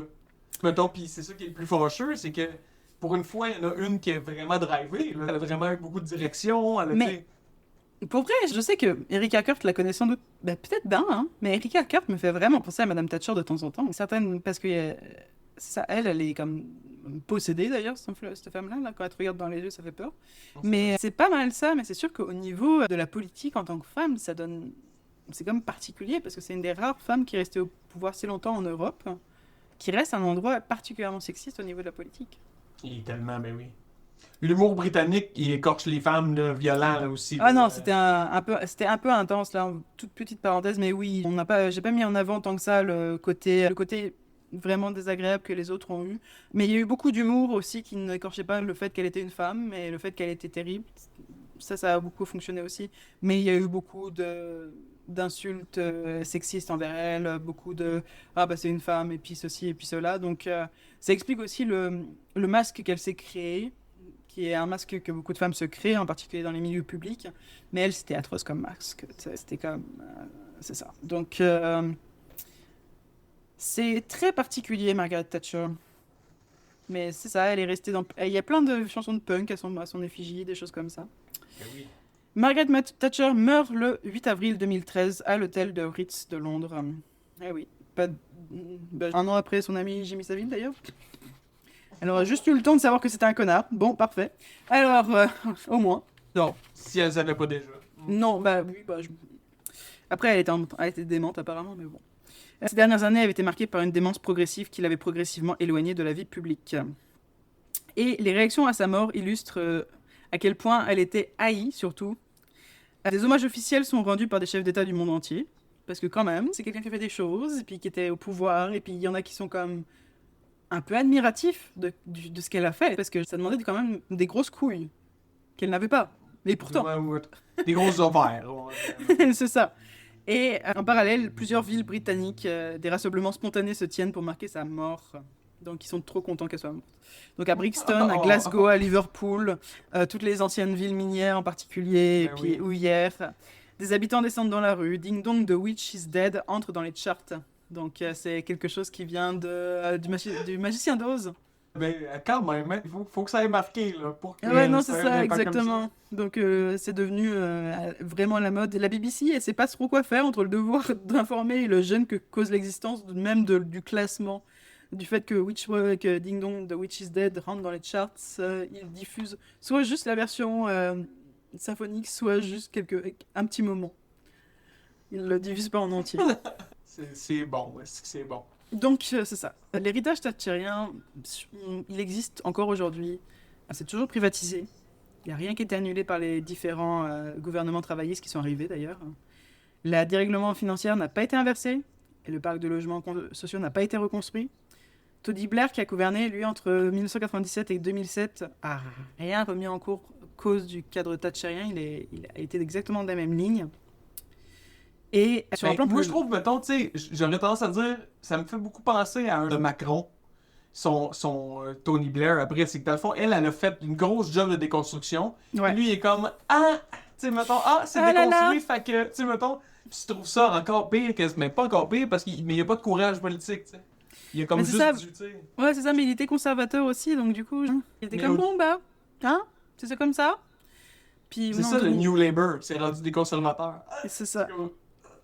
Et sur un plan plus large, le thatchérisme et aussi le reaganisme américain, qu'on peut mettre vraiment ensemble en vrai, a contribué à établir un consensus néolibéral qui a structuré la politique économique mondiale pendant 3 décennies. Parce que, comme j'ai dit, Londres est devenue une plateforme d'échange européenne et internationale absolument immense, et ça a provoqué tout un tas de choses. Donc, c'était Déjà comme- qu'il y avait des pattes dans pas mal toutes les économies mondiales. Là. Tu sais, on disait par exemple que le soleil se couchait pas sur l'Empire britannique. C'est encore vrai à cette époque-là. Là. Il y a encore des places, des grosses compagnies britanniques partout dans le monde. Fait que l'économie avait encore des bonnes.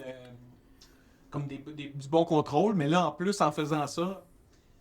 Est-ce que tu penses que. Est-ce qu'on pourrait dire par exemple que c'est la grand-mère du Brexit? Pour vrai, oui. C'est quelque chose qu'elle voulait faire, mais en même temps, elle voyait l'intérêt que l'Europe soit encore avec nous. Donc, elle était pour garder l'Europe. Par contre, elle haïssait les Allemands, pour des raisons qu'on comprendra. Mais apparemment, elle les insultait hors jeu. Hors jeu, qu'est-ce que je raconte? Elle les insultait. Non, mais quand c'était pas en diplomatie, elle insultait les Allemands, elle les détestait. Mais oui, elle était vraiment pas motivée par l'Europe. Et puis oui, je pense qu'elle a mis la base du Brexit à l'intérieur de ça. Parce que tout ce qui était libération, libre-échange, ça a été considéré comme du thatchérisme. Et donc, à partir de ce moment-là, ben, les gens ont commencé à essayer de se refermer sur eux-mêmes pour essayer de faire valoir leurs affaires. Parce que le néolibéralisme, c'est la priorité à la lutte contre l'inflammation sur le... Non, excuse-moi. Priorité à la lutte contre l'inflation sur le plein emploi, méfiance envers la dépense publique, confiance dans les mécanismes de marché comme mode d'allocation optimale des ressources. Et donc, du coup, cette confiance dans les marchés, et puis donc l'Europe, ce que ça représente, c'est un marché financier. L'Europe, c'est rien d'autre qu'une grande plateforme d'échange. Ça m'étonne pas que les Anglais juste fait... Ben non, ça fonctionne pas. Et puis, nous, on est tannés, et puis on n'en veut pas. Donc, c'est ça. Puis ce consensus-là qu'ils avaient avant, en 2008, évidemment, ça a été vraiment mis en mode what the fuck. Mais les gens ont continué pareil. Mais c'est ça. Ce qui est peut-être le plus remarquable, en fait, dans le bilan de Thatcher, c'est justement cette intelligence. Ce elle a fait... En fait, elle a réussi à faire quelque chose que... Quand je regarde ça, je suis comme... Je peux pas m'empêcher d'être un peu impressionné, même si tout ce qu'elle a fait, c'était terrible. Je Parce que... Elle a réussi à rendre impensable la manière dont ça fonctionnait avant. Les gens, c'est ça, j'ai une génération entière de responsables politiques de gauche comme de droite qui ont intégré les postulats qu'elle a mis en place comme des contraintes naturelles plutôt que comme des choix. Tu vois, c'est comme, ah oui, mais on peut rien faire. Je suis comme, oui, mais ça a été créé par quelqu'un. Mais Exact. les gens font juste... C'est ça. Donc, questionner la privatisation de l'eau, de l'énergie, les gens sont comme, c'est marginal. Plus personne se réfléchit à, est-ce que ça devrait être privé, est-ce que ça devrait être public, et des choses comme ça. En tout cas, dans les pays européens. Ici, au Canada, on a encore, enfin au Québec en tout cas, on a encore cette chance que l'eau, puis... Non, l'eau, c'est privé. Là. L'eau, si t'achètes une terre au Québec, t'es propriétaire de l'eau en dessous. Bon. Mais l'électricité, c'est public. Mais encore une fois, ils sont de plus en plus en train de le privatiser. Là. Je pense, si je me permets, là, c'est juste dire que elle représente le centre. Ouais. Dans le sens où la gauche, c'est pas jamais bienvenu dans le discours. Donc aujourd'hui, un libéral, au sens classique du terme politique, c'est quelqu'un qui est tout de suite vu comme un gauchiste. Alors que normalement, un libéral, c'est quelqu'un qui est pour les droits humains. Puis ça, les droits humains, on devrait être pour en démocratie. C'est pas une question d'être un gauchiste de dire qu'on devrait respecter tout le monde égal, là, tu sais. Ça devrait être la démocratie qui s'occupe de ça, tu sais. Donc c'est ça, c'est pas un personnage qui est facile à juger, en fait. C'est pas un personnage qui est facile à mettre quelque part. C'est toujours la même chose avec les infâmes en général, surtout ceux qui sont drivés. Puis elle était drivée, tu vois. Elle avait une idée. Et puis, c'est ça, ses convictions étaient vraiment réelles. Et elle prétendait pas une chose en pensant une autre. Elle croyait au marché, à la responsabilité individuelle, à la nécessité de casser ce qu'elle appelait le socialisme rampant des décennies précédentes. Elle agit en cohérence avec ses convictions, avec une constance que peu de responsables politiques peuvent revendiquer. Mais la cohérence, c'est pas une vertu en soi. Ce qui compte, c'est que la cohérence produit certaines choses. Et puis, Exact. l'univers, c'est pas une formule mathématique. Jamais. Même si ce serait plus pratique. Mais donc, c'est ça. Tout ce que ça a produit, c'est une société britannique encore plus inégale en fait. Donc, c'est ça. Et elle a aussi laissé quelque chose d'autre, c'est que la démonstration qu'une politique peut être à la fois impopulaire, radicale et durable. Que l'opinion publique, ça peut être façonné, et que les structures peuvent être modifiées en profondeur. Et ce qui semblait permanent peut être démonté. Puis tu vois que le fait que ce soit une des premières à avoir pris l'angle d'avoir une stratégie de com, dans le fond, là, c'est pas fou, là. Parce que les gouvernements successifs, par la suite, ils ont pu se permettre d'être aussi conservateurs Oui. en ayant une bonne technique de com. Ouais. C'est ça. Mm. Donc, c'est ça. Mais, j'ai fini un petit peu là-dessus. C'est Margaret Thatcher, en tant que femme, elle a brisé un plafond de verre. Elle a réussi à devenir première ministre. Et elle a monté sans jamais regarder derrière elle, en fait. Et elle a jamais tendu la main à ceux qu'elle avait laissés derrière elle. Parce qu'elle croyait vraiment, vraiment, vraiment beaucoup au fait que chacun pouvait y arriver à son rythme. Puis c'est un peu ça son infamie, finalement. C'est jamais se poser la question de les autres, finalement. Le nombril avant tout. Le courage politique du nombril. Tiens. Mais des fois, les gens intelligents comme ça, ils réfléchissent pas au fait que il y a d'autres personnes. Enfin, les gens intelligents. Les Ouais, gens, mais je comprends ce que tu veux dire. les gens avec ce genre d'intelligence-là ont du mal à comprendre que les autres ont d'autres priorités dans la vie que de vivre cette intelligence-là ou de vivre dans cette idée-là, finalement. Parce qu'elle, elle a eu de la chance, elle a eu des bourses, elle a eu un mari qui payait ses choses pour qu'elle puisse faire de la politique. Donc oui, c'est bien d'essayer de faire en sorte que chacun ait son truc individuel et tout ça, mais il y a quand même derrière, il faut quand même que derrière, il y ait quelque chose qui te soutient pour pouvoir permettre ça. Je veux dire, un peuple qui travaille constamment, qui ne fait pas d'art, finalement. Exact. Les gens ont pas, les gens qui travaillent, les gens qui sont vraiment en train de produire de la richesse, n'ont pas le temps de faire de la politique.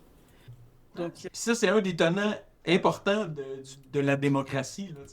C'est d'être capable d'y participer. Puis même, tu sais, on a dit au Québec que les gens qui lisent le Journal de Montréal, ils n'ont pas le temps de lire d'autres choses. Tu sais, mettons, fait que c'est pour ça qu'on leur présente ça comme ça. Tu sais, c'était dit de cette façon-là. ouais. Ils n'ont pas le temps, tu sais. Fait que je suis comme... Bon, il y a une qualité à ça. Il y a une importance à ça qui est perdue, je pense, ou qui est de moins en moins là. Puis, ben, à l'ère post-factuelle, c'est encore exposé à 1000, là, tu sais. C'est capoté. Non, c'est ça. Donc, voilà, c'était Margaret Thatcher. Merci de m'avoir accompagnée.